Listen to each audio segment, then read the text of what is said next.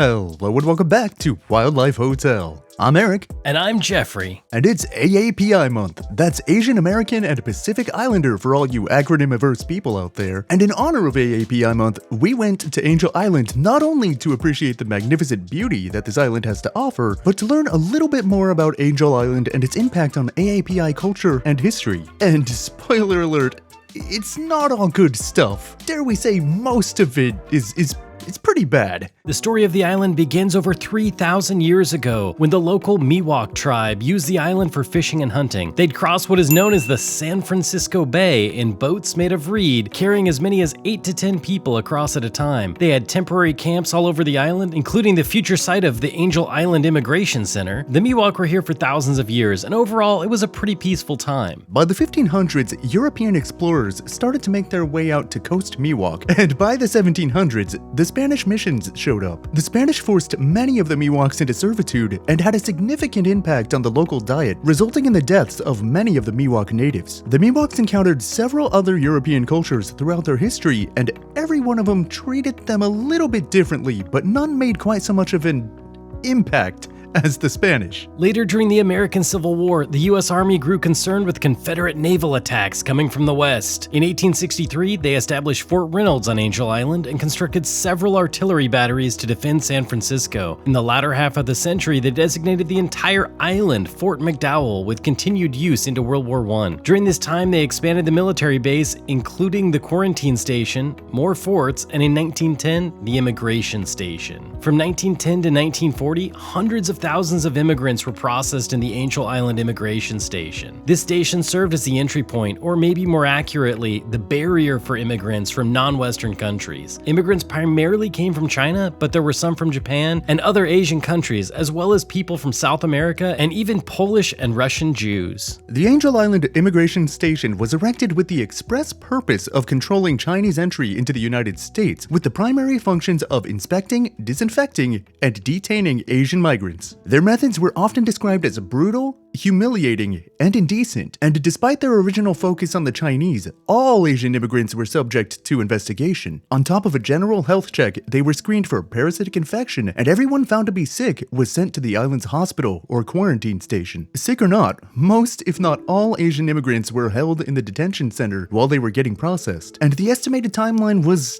nebulous at best. While white immigrants at Ellis Island were held for a few minutes on average, Angel Island immigrants were detained anywhere between a couple of weeks to several months, and in some extreme cases, years, depending on how long it took to process each individual, all for the faint glimmer of hope that they might be let into the country while subject to constant interrogation by someone looking for any excuse to deny them. While detained, immigrants passed the time in any number of ways: card games, drawing, carving poetry into the walls, pretty much anything they could do to pass time in this bleak place. These poems have been collected and published in several books throughout the years, and you can even see them on the walls yourself. Most of the immigration station has been converted into a museum where you can see recreations of some of the actual detention rooms that once held hopeful Asian immigrants for an indeterminate amount of time. Seriously, like a long time. Museum exhibits include the collected belongings of many, and we mean many, of the people who were held here, and even some of the Chinese poetry carved into the walls of the bunkhouse by the detained migrants, detailing their struggles, despair, and hopes while held on Angel Island. It's a powerful way to immerse museum goers, individualizing and immortalizing the stories of just a fraction of the people who were detained here, among the hundreds of thousands more. It was an eye-opening and emotional experience, and it might be a good time to move on to the rest of the video. We highly encourage you to check out the museum if you ever visit Angel Island. It's one of the best things to do on the island. And most educational. Today, Angel Island is a very different place from what it used to be, and people come for all sorts of reasons.